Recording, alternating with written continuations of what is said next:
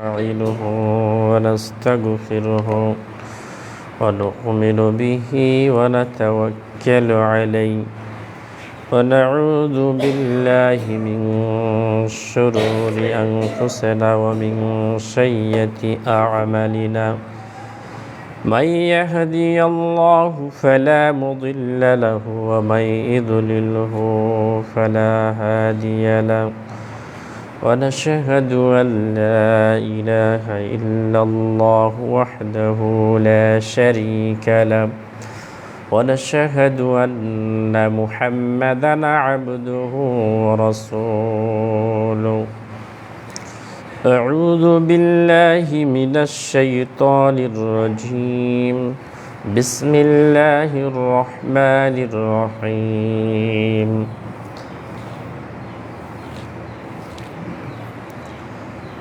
وأما السائل فلا تنهر وأما بنعمة ربك فحدث وقال النبي صلى الله عليه وسلم الحق المسلم على المسلم 6 خصال قيل ما هن يا رسول الله صلى الله عليه وسلم إذا لقيت فسلم عليه وإذا دعك فأجيب عليه শুরুতে মহান রব্বুল ইজ্জাতের প্রশংসা করছি। মহান আল্লাহ সুবহানাহু ওয়া তাআলা দরবারে আমরা যে উপস্থিত হতে পেরেছি জুমার দিন, এই পবিত্র দিনে তাকে স্মরণ করে তার ইবাদত বন্দেগী করার জন্য, সে আল্লাহর আজকে জুমার খুতবার শুরুতে প্রশংসা করছি। সকলে পড়ছি আলহামদুলিল্লাহ। দুরূদ ও তাসলিমা পেশ করছি আমাদের নবী মুহাম্মদ সাল্লাল্লাহু আলাইহি ওয়াসাল্লামের প্রতি। সকলে পড়ছি সাল্লাল্লাহু আলাইহি ওয়াসাল্লাম। সম্মানিত আজকের উপস্থিতি দিনী মুসলিম ভাই, মুসল্লি আলী কেরাম, আমরা আজকে দাওয়াত নিয়ে কথা বলবো। মানে আমাদের ধারাবাহিক আলোচনার অলিমা বিষয় নিয়ে কয়েকটা কথা হয়েছে, সেক্ষেত্রে আজকে আমরা অলিমা, সেটা হলো কাউকে দাওয়াত দিয়ে খাওয়াতে হবে। একজন মুসলিম আর একজন মুসলিমকে দাওয়াত দিয়ে খাওয়াবেন। অলিমাটা হতে পারে মাংস দিয়েও, ভাত মাংস দিয়েও হতে পারে, ফল ফ্রুট দিয়েও। রাসূল করিম সাল্লাল্লাহু আলাইহি ওয়াসাল্লাম সাফিয়া বিনতে হুই রাদিয়াল্লাহু তাআলা আনহাকে তিনি খাজুর, পনির, কিশমিশ দিয়ে তিনার অলিমা করে মানুষদের দাওয়াত দিয়ে খাইয়েছিলেন সাহাবায়ে কেরামদের। তো বেশিরভাগই করেছেন ভাত মাংস, বা ভাতের কথা উল্লেখ নেই, তবে কোনো একটা খাসি বা বকরি মেরে খাইয়েছেন, এরকম ধরনের মাংসর কথা আসছে। তো যা হোক, সেটা হতে পারে আপনার জীবনের ফল ফ্রুট দিয়ে হতে পারে, যেহেতু রাসূল করিম সাল্লাল্লাহু আলাইহি সাল্লাম তার সহধর্মিণী মা সাফিয়া বিনতে হুইয়ের ক্ষেত্রে করেছিলেন। তো আমরাও এক্ষেত্রে করতে পারি। আবার আমাদের সিস্টেমে চলে আসি, আমরা যেমন মানুষকে বিয়ের দিন দাওয়াতের যে বিষয়টা করি, দাওয়াতের যে অনুষ্ঠান, আমরা আগেই বলে আসছি, শুনে আসছি যে এই অনুষ্ঠান আসলে বিয়ের দিন কনের বাড়িতে হওয়া উচিত নয়। কনের বাড়িতে এই বিয়ে অনুষ্ঠান এক প্রকার বরের বাড়ির থেকে, তাদের পরিবার থেকে চাপ দিয়ে বা তারপর জুলুম করে করা হয়। আর এই জুলুম থেকে আমাকে আপনাকে অবশ্যই বেঁচে থাকতে হবে। জুলুম এটা বড় একটা পাপ। তো এই পাপ থেকে বেঁচে থাকতে হবে আমাদেরকে।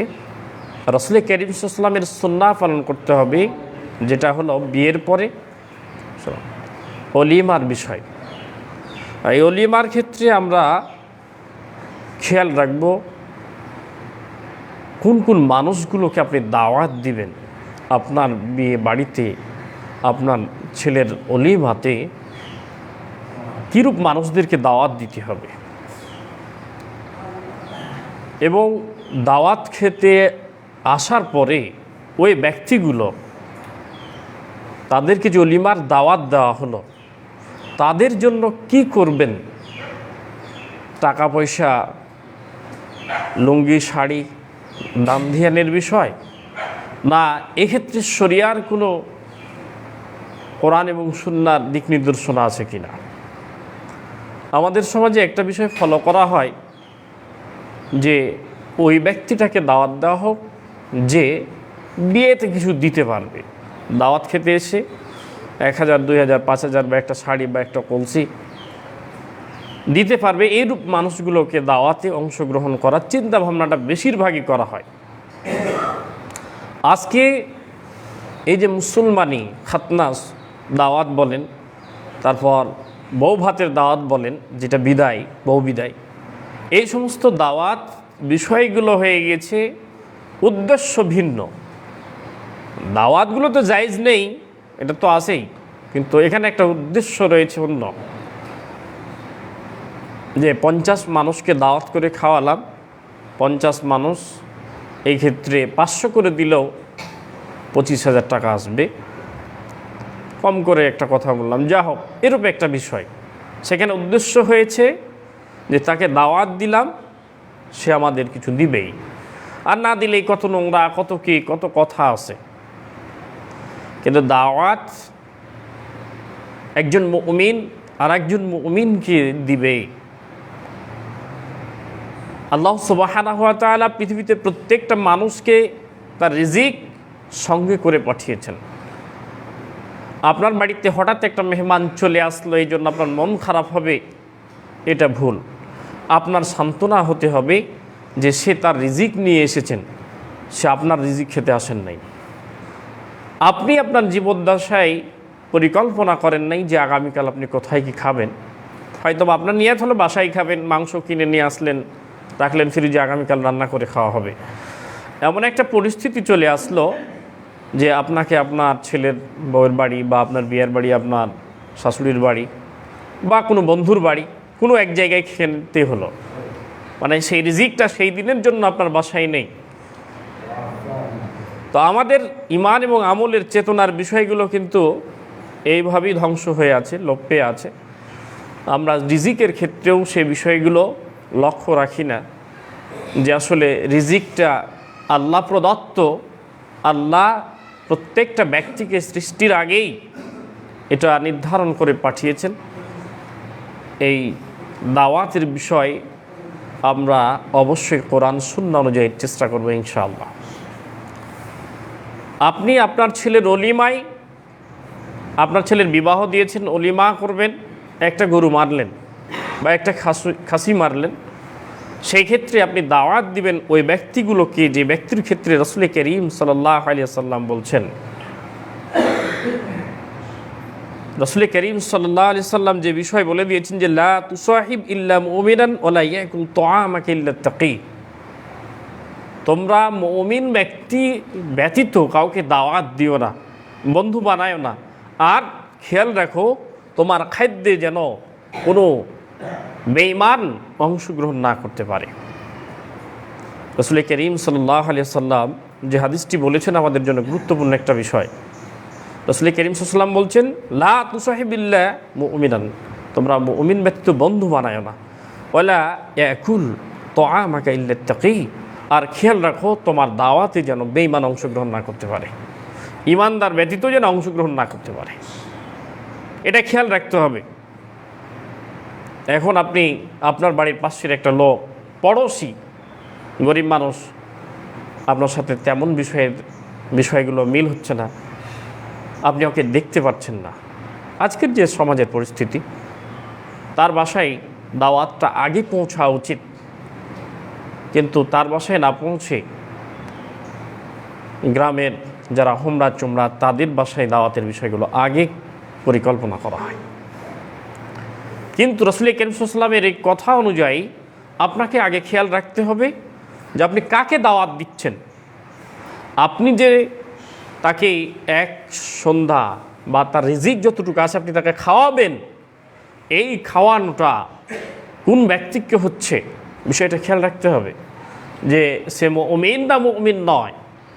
মুমিন কাকে বলে? মুমিন বলে ওই ব্যক্তিকে যে আল্লাহ সুবহানাহু ওয়া তাআলা এবং তার রাসূল সাল্লাল্লাহু আলাইহি সাল্লাম যাহা কিছু বলেছেন এই সমস্ত বিষয়কে শোনার পরে অন্তর দ্বারা বিশ্বাস করলো, মুখ দ্বারা স্বীকৃতি দিল, সাথে সাথে আমলে পরিণত করলো, এটা হলো মুমিনের একটা চূড়ান্ত বিষয়। সেক্ষেত্রে আরও বিষয় আছে, শুনলো, শোনার পর যাচাই বাছাই করলো, বুঝে শুনে দেখলো, যেহেতু এটা রাসূল করিম সাল্লাল্লাহু আলাইহি ওয়াসাল্লামের যুগ নয়, দিনের মধ্যে অনেক ফিতনা ফাসাদ ঢুকে গিয়েছে, ঢুকিয়ে দিয়েছে, বুঝে শুনে আমল করলো, সেটা একটা বিষয় অন্য। কিন্তু কোরআন এবং সহিহ সুন্নাহর কথা শোনার পরে সে নিজের ভিতরে একই বিশ্বাস নিয়ে আসলো যে হ্যাঁ, এটা আল্লাহ সুবহানাহু ওয়া তাআলার কোরআনের কথা, রাসূলের কথা। এরপর মুখ দ্বারা স্বীকৃতি দিল আর অন্তর দ্বারা আমলে পরিণত করলো। 5 ওয়াক্ত সালাত পড়া ফরজ, এটা জানলেন আপনি, অন্তর দিয়ে বিশ্বাস করলেন, আমল করলেন না, আপনি মুমিন না, আপনি মুমিন না। অনেক ক্ষেত্রে দেখা যায় অনেক ভাই বলে এই যে লোকটা লেনদেনের ক্ষেত্রে খুব ভালো, তা নামাজ পড়ে না, কিন্তু এমনিতেই ভালো। কিন্তু কোরআন এবং সুন্নাহ সালফে সালিহিনদের দৃষ্টিকোণ থেকে যে কথা আছে, যে তার সৃষ্টিকর্তাকে ঠকাতে, মানে যে তার সৃষ্টিকর্তাকে ধোঁকা দিতে পারে, সে আপনি তার সাথে ব্যবসা করতে গিয়ে তার সততা যে ঠিক রাখবে, এটা মুমিনের বিষয় নয়। একজন বেনামাজি, বেসলাতি ব্যক্তি, বেঈমান ব্যক্তি যে তার প্রতিপালককে, সৃষ্টিকর্তাকে ধোঁকা দিতে পারে, সে আপনার সাথে ব্যবসা করতে গিয়ে লেনদেনের ক্ষেত্রে আপনাকে ধোঁকা দিবে না, তার কোনো মানে নেই। তো বলছিলাম দাওয়াতের ক্ষেত্রে রাসূল করিম সাল্লাল্লাহু আলাইহি ওয়াসাল্লাম বলছেন এমন ব্যক্তিগুলোকে দাওয়াত দিতে হবে। আমরা ওলিমা বিষয়ে কথা বলছি, সেটা অন্য বিষয় হতে পারে, অন্য কোনো দাওয়াত হতে পারে। আপনি এখনই মসজিদ থেকে একজন ব্যক্তিকে আপনার মুসলিম ভাইকে ধরে নিয়ে গেলেন, দেখছেন ব্যক্তিটা মুমিন, তাকে নিয়ে গিয়ে ভাই আপনার দাওয়াত, আজকে দুপুরে খান, আপনি আমার বাসায় আপনার দাওয়াত। এটা যদি হয় তাহলে আপনার বাসার যে বরকতান বিষয়, যেমন একজন মুমিন যদি আপনার বাসায়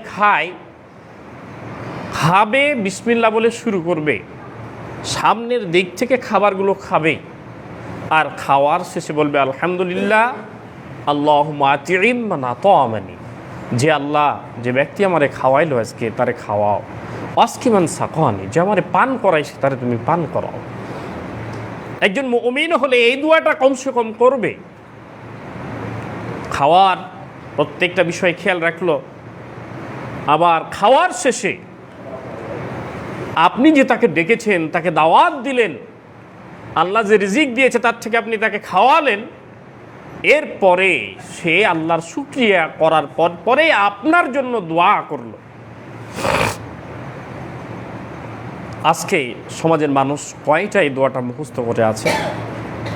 দাওয়াত তো অনুষ্ঠান অনেক চলছে,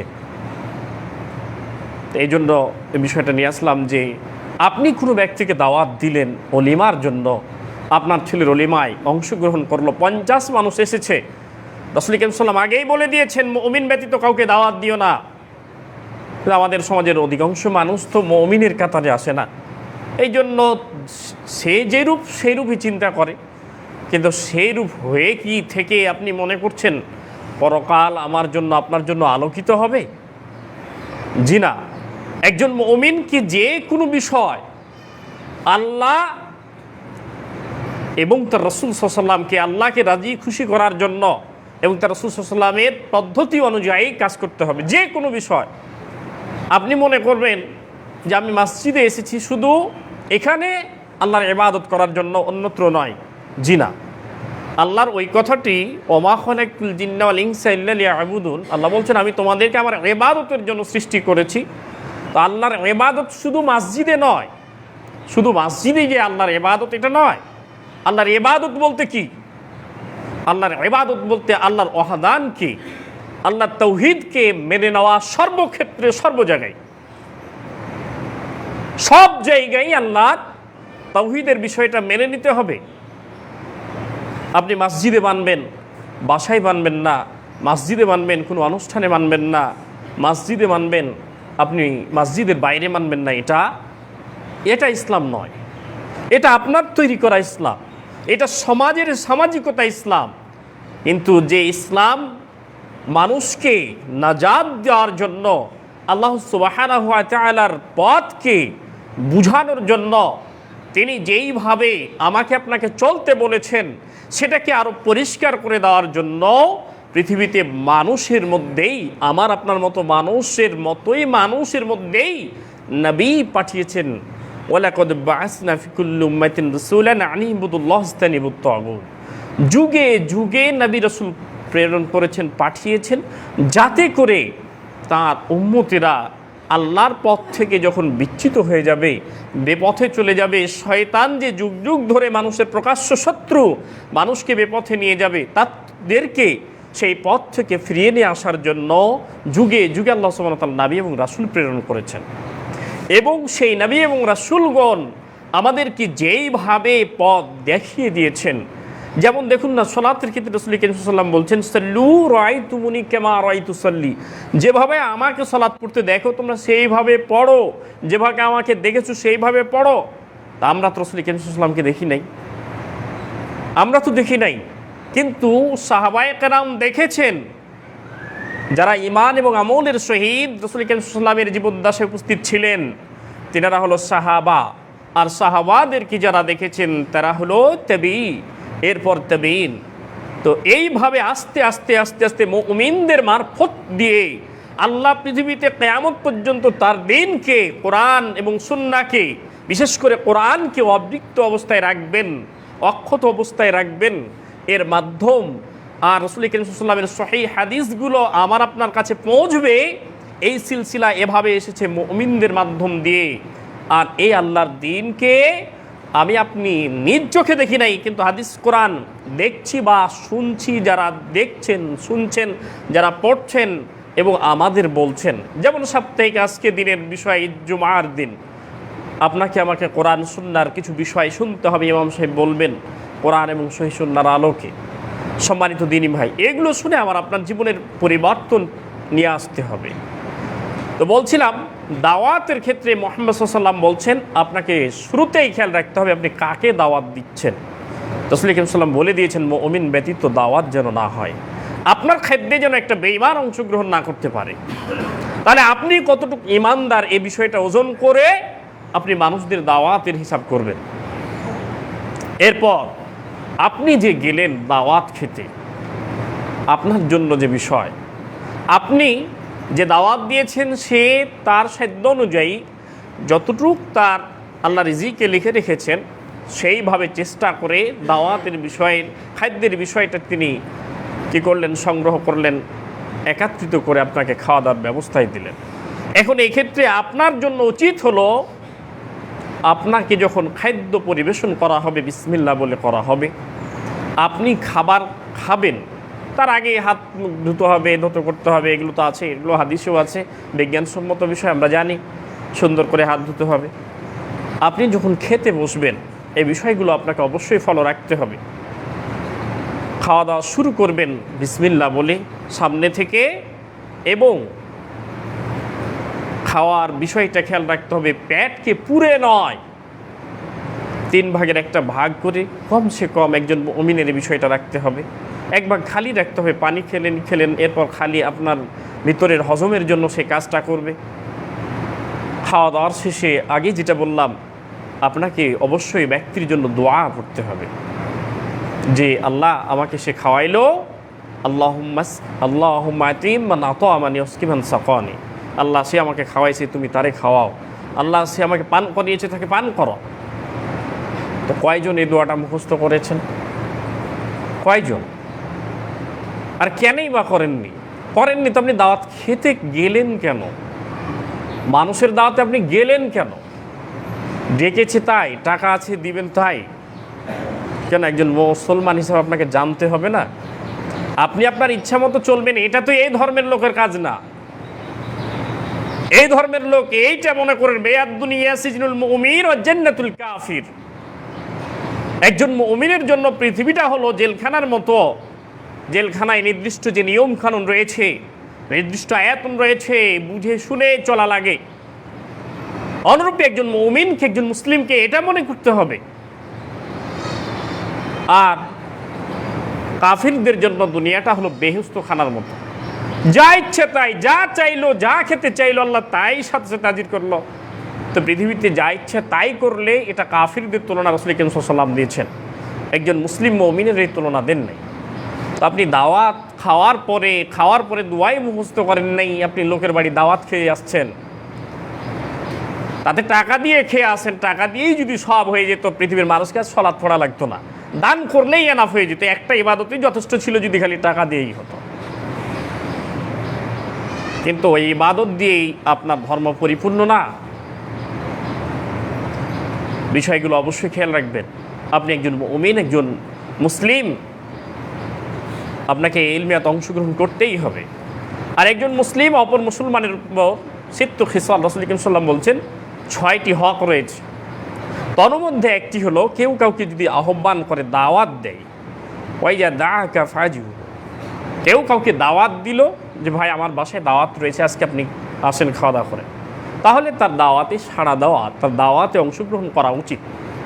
রাসূল করিম সাল্লাল্লাহু আলাইহি ওয়াসাল্লাম বলছেন তার দাওয়াতে যেন সে অংশগ্রহণ করে। ইদা দুইয়া আহাদুকুম ইলাল ওয়ালিমাতি ফালিয়াতিহা, রাসূল করিম সাল্লাল্লাহু আলাইহি ওয়াসাল্লাম বলছেন কেউ যদি কাউকে ওলিমার দাওয়াত দেয় সে যেন তার দাওয়াতে অংশগ্রহণ করে, উপস্থিত হয়। তাহলে আপনি দাওয়াত দিবেন মুমিনদেরকে, আর একজন মুমিন আর একজন মুমিনের উপর, মুসলমানের উপর 6টি হক। তার মধ্যে এটা একটা হলো দাওয়াত দিলে সে যেন অংশগ্রহণ করে। আর খেয়াল রাখবে, অংশগ্রহণ করতে বলেছে 2 জন, আপনি 3 জন বেঁধে নিয়ে গেলে তার সাথে পরামর্শ করে নিয়ে যেতে হবে।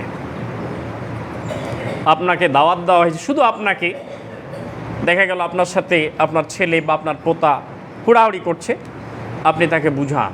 অন্যথায় যে আপনাকে দাওয়াত দিয়েছে তার সাথে কন্ট্যাক্ট করুন, তাকে বলুন যে আর একজন পার্সন এরকম বাড়ছে, আমার পোতা বা আমার ছেলে বা আমার ভাই বা আমার পুত্র, এরকম যদি হয় তাকে বলুন। কেন বলা যায় না সে কয়জনের খাদ্য করেছে, সে মনে করেন 10 জনের করেছে, আপনি 11 জন নিয়ে গেলেন, যদিও সেটা বরকতে হয়ে যেতে পারে, আল্লাহ সুবহানাহু ওয়া তাআলা যদি বরকত দেয়, তবে তাকে বলে যাওয়া উচিত। সম্মানিত দিনী মুসলিম ভাই, এই দাওয়াতের পারিপার্শ্বিক যে বিষয়গুলো, আপনি দাওয়াতে গেলেন, যাওয়ার পর দেখছেন দাওয়াতের সেই বাড়িটাতে শুধু গান বাজনা ইত্যাদি বাদ্যযন্ত্র বাজছে। রাসূল করিম সাল্লাল্লাহু আলাইহি সাল্লাম একজন সাহাবীর দাওয়াত, আলী রাদিয়াল্লাহু তাআলার কথা আসছেন, তার জামাত তাকে দাওয়াত দিয়েছেন, তিনি গিয়েছেন, যাওয়ার পর দেখলেন সেখানে একটা প্রাণীর ছবি। রাসূল করিম সাল্লাল্লাহু আলাইহি সাল্লাম দাওয়াতে প্রবেশ করে আবার ব্যাক করলেন, ঘরে প্রবেশ করতে যাচ্ছেন, ঢুকতে যাচ্ছেন, দেখার পরে আবার বেরিয়ে চলে আসলেন। আলী রাদিয়াল্লাহু তাআলা বললেন, কি বিষয়, আমার কি এমন অপরাধ পেলেন যে আপনি আমার বাসা থেকে ব্যাক করছেন? তা রাসূল বললেন, এই ছবির কারণে। কেন? রাসূল করিম সাল্লাল্লাহু আলাইহি ওয়াসাল্লাম বলে দিয়েছেন যে লা ইন্নাল মালাইকাতা লা তাদখুলু বুয়ুতান ফি তাসাউর, যে ঘরে ছবি মূর্তি কুত্তা থাকে সে ঘরে আল্লাহর ফেরেশতা প্রবেশ করেন। কিন্তু আজকের বিষয়গুলো আমাদের সমাজে, আমাদের বাড়িতে ছবি মূর্তির যে সয়লাব, চারিদিক থেকে মনে হচ্ছে যেন আপনি একটা তেল কিনে নিয়ে আসেন, আপনি একটা স্যান্ডেল নিয়ে আসেন, জামা নিয়ে আসেন, যাই নিয়ে আসছেন, মনে হয় ছবি ছাড়া কোনো পণ্য নাই, এরকম মনে হচ্ছে। থাকতে পারে 2-4-10টা, কিন্তু বেশিরভাগই পণ্য শুধু ছবি আর ছবি দিয়ে পূর্ণ। আপনার ছেলের জন্য একটা জামা কিনতে যাবেন, তাও মোটু পাতলুর ছবি রয়েছে। আরও ছোট ছোট বাচ্চাদের কার্টুন যারা দেখে বাচ্চারা, সেই কার্টুনগুলোর ছবি দেওয়া আছে, সিবা, এরকম ধরনের নেক্স, এরকম ধরনের কার্টুনগুলোর ছবি দেওয়া আছে। কেন? আপনার বাচ্চা দেখে অভ্যস্ত। আর অতি দিয়ে দিয়েছে, আপনার মার্কেট করতে গেছেন, বাজার করতে গেছেন, আপনার বাচ্চা বলছে আব্বু আমি শিবার ছবিটা নিব। এখন আপনার ইমান বলবে না বাবা, এটা মুসলিমদের জন্য জায়েজ নয়, এটা নেওয়া যাবে না। কেন? ছবি মূর্তি ঘরে থাকলে ফেরেশতা প্রবেশ করে না। এই এলমিয়াত আপনার বাচ্চাকে দিয়ে সেখান থেকে অন্য যেই পণ্যতে কোনো ছবি নেই সেটা কিনে নিয়ে আসতে হবে। তা আপনি নিজেই তো এই এলমিয়াত রাখছেন না, তাহলে আপনি কি করে তাকে নিষেধ করবেন? এই জন্য একজন ব্যক্তির, বিশেষ করে একজন মুসলমানের মুক্তির সোপান, মানে সে পরকালে কিসে মুক্তি পেতে পারে, তার 3টে হাতিয়ার রয়েছে। 1 নম্বর হাতিয়ার হলো ইলম অর্জন করা। কেউ যদি পরকালে মুক্তি পেতে চায় যে আমি পরকালে মুক্তি পেতে চাই, যেটা অনন্তকালের জীবন, সেই জীবনটা আমার সুখময় হোক, আমি এটা চাই, তাহলে সেই ব্যক্তিকে অবশ্যই দিনের জ্ঞান অর্জন করতেই হবে। এটা হলো বাস্তবতা। এই জন্য আল্লাহ পৃথিবীর মাটিতে যখন তার কোরআনের আয়াত নাজিল করেছিলেন, কোরআন নাজিল করেছেন মানুষের হেদায়েতের জন্য, প্রথম কথাই বলে দিয়েছিলেন ইকরা বিসমি রাব্বিকাল্লাযী খলাক। এই জন্যই বলেছিলেন ইলম না থাকলে একজন মানুষ যা ইচ্ছা তাই করতে পারে। আগে ইলম অর্জন করতে হবে, এরপর আমাল, ইলমের পরে আমল করতে হবে। হাজার গাড়ি জানলেন, অনেক কিছু জানেন, আমল নাই, আপনি একটা উজাড় ঘরের মতো। এরপর দাওয়াত। একজন ব্যক্তি যদি পরকালে কল্যাণ পেতে চায়, মুক্তি পেতে চায়, তাহলে আগে ইলম অর্জন, এরপর আমল, আমলের পরপরই দাওয়াত, মানুষকে পৌঁছে দেওয়া। আপনি আজকে জানলেন এই দোয়ার বিষয়টা, যে এই দোয়া এভাবে পড়তে হয়। আমরা বিবাহ সংক্রান্ত পারিবারিক জীবনের প্রত্যেকটা বিষয় করে আসলাম, আর নয় এখানে শেষ করবেন ইনশাআল্লাহ। তো প্রত্যেকটা জায়গায় দেখলেন সুন্নাহ দোয়া কেমন, আর আপনার তৈরি করা বিষয়গুলো কেমন, বা সমাজের তৈরি করা বিষয়গুলো কেমন। আজকে অনেক মানুষই হয়তো জানেন না যে খাওয়ার পরে কেউ যদি কারোর বাড়ি মেহমান হয়ে যায়, তাহলে মেজবানের জন্য নির্দিষ্ট রাসূল দোয়া বলেছেন, যেটা পড়লাম আল্লাহুম্মা আত'ইম মান আত'আমানি ওয়াসকিমান সাকানি। এটা অনেকেই শুনেন নাই কোনোদিন। শুনবেন কেন? আপনার সমাজকে তো ক্যান্সারের ভুক্তভোগী করেছেন, আর আপনিও মনে করছেন না ওটাই ঠিক, বাপদাদা করে এসেছে, বাপদাদা করে এসেছে, এটাই মনে করছেন। এই ইফতারকে সামনে নিয়ে আমরা মোনাজাত করি, ইফতারকে সামনে নিয়ে আমরা মোনাজাত করি, আমাদের সমাজে আছে না? রাসূল কারীম সাল্লাল্লাহু আলাইহি ওয়াসাল্লাম কোনোদিন করেছেন?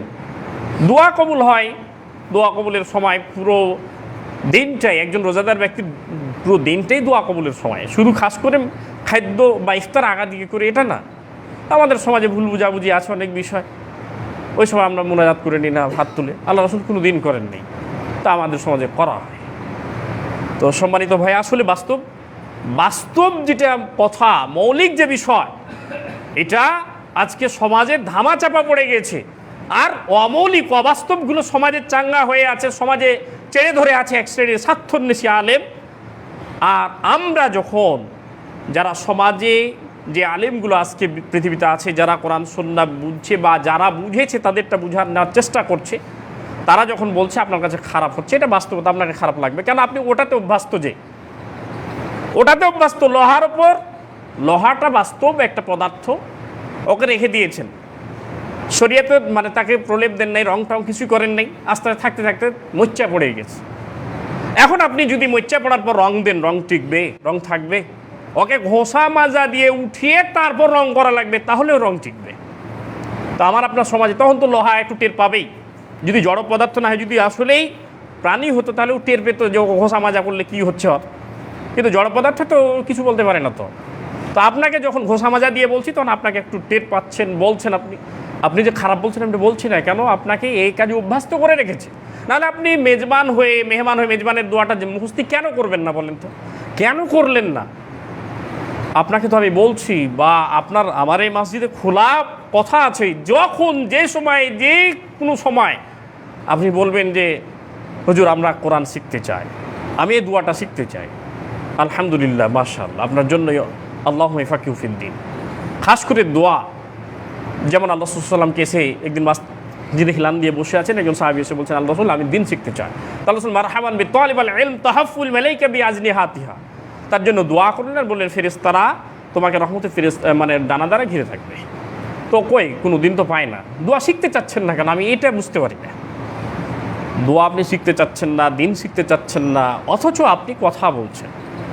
গতকালকে শেখ আকরামুজ্জামান বিন আব্দুস সালাম আল মাদানী, বড় মাপের একজন আলেম, তার সাথে সঙ্গ ছিল আসর থেকে নিয়ে রাত 10টা পর্যন্ত।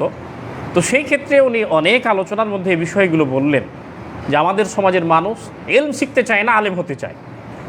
এলম না শিখে আলেম হতে চায়, পণ্ডিত হতে চায়। তাতে সে যাই বুঝুক যাই জানুক, কিন্তু না বুঝে না শুনে এলম না অর্জন করে আলেম হতে চাচ্ছে। বাস্তবিক বিষয়, যারা আজকে আলেম নয় তাদের কত কথা আপনিও শুনে অবাক হচ্ছেন, বাস্তব তো। কিন্তু যারা আলেম, কয়জন আকরামুজ্জামান সাহেবকে চিনে? আপনি হয়তো যদি বলি নামই শুনেন নাই। কিন্তু আসলে বাস্তব মৌলিক বিষয়গুলো সমাজে ধামা চাপা পড়ে গেছে। লোহাতে যেমন মোচ্চা পড়ে যায়, ওভাবে মোচ্চা পড়ে লোহা ঢেকে গেছিল। রং করতে যেয়ে ঘুষতে যেয়ে লোহা টের পাই, যদি জীব হতো আসলে টের পেত। কিন্তু এখন তো আমাকে রং করার জন্য ঘুষা মাজা করা হচ্ছে। তো যা হোক, আপনাকে আমি দাবি রাখছি যে আপনি সচেতন হন, ইলম অর্জন করুন। কেনে কার দেখা আপনি নেবেন? আপনাকে আল্লাহ ব্রেন দিয়েছে, মেধা দিয়েছে, বুদ্ধি দিয়েছে, জ্ঞান দিয়েছেন, আপনি অবশ্যই চেষ্টা করবেন। আমি চাচ্ছি এটা, আমি চাই কে মসজিদের কোথাকার, কে কোন মসজিদের, এটা চাই না। আমি চাই যে আপনি আমার মসজিদের একজন মুসল্লি, আপনি ধর্ম শিখুন, দিন শিখুন, জানুন, বুঝুন। আমি আজ কি বললাম, আপনি কি দিয়ে বুঝবেন? আপনি যদি দিন অর্জন করেন, বুঝবেন যে হ্যাঁ, আমাদের হুজুর আজকে এ বিষয়ে আলোচনা করলো। প্রয়োজনে আমাকেও পরামর্শ দিবেন যে হুজুর, সামনে জুমাতে এই বিষয়টা আলোচনা করলে কেমন হয়।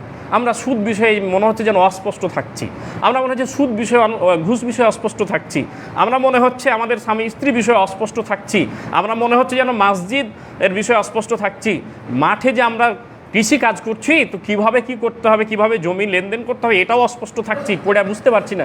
এ বিষয়ে একদিন আলোচনা করেন। তো কোনো দিন বলছেন না। আপনি কেন বলছেন না বুঝতেই পারি না।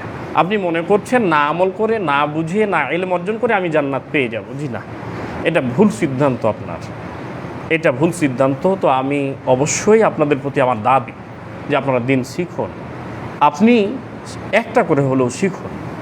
দিন নিজে শিখবেন, আমল করবেন, মজা লাগবে। তো আল্লাহ সুবহানাহু ওয়া তাআলা আমাদেরকে প্রত্যেকটা বিষয় বুঝে শুনে আমল করার তৌফিক এনায়েত করুন। আল্লাহুম্মা আমিন। আমাদের সমাজে যেগুলো ভুল ভ্রান্তি আছে, এগুলো যেন আল্লাহ আমাদের জ্ঞান অর্জনের ফলে আল্লাহ বুঝার শক্তি দান করেন। আল্লাহুম্মা আমিন। আর সাথে সাথে আমাদেরকে একজন মুমিন হিসাবে কবুল করেন। আল্লাহুম্মা আমিন। সম্মানিত আজকের উপস্থিতি মুসাল্লি কেরাম, আপনাদের প্রতি ও বিষয়টাই বলছি, আসুন আমরা দিন অর্জন করি, দিন শিখি, দিন বুঝি, নিজেও বুঝবো, ছেলে মেয়েকেও বুঝাবো ইনশাআল্লাহ। আল্লাহ সুবহানাহু ওয়া তাআলা কবুল করুন। আল্লাহুম্মা আমিন। সুবহানাকাল্লাহুম্মা ওয়া বিহামদিকা, আশহাদু আল্লা ইলাহা ইল্লা আনতা, আস্তাগফিরুকা ওয়া আতুবু ইলাইক। আসসালামু আলাইকুম ওয়া রাহমাতুল্লাহ।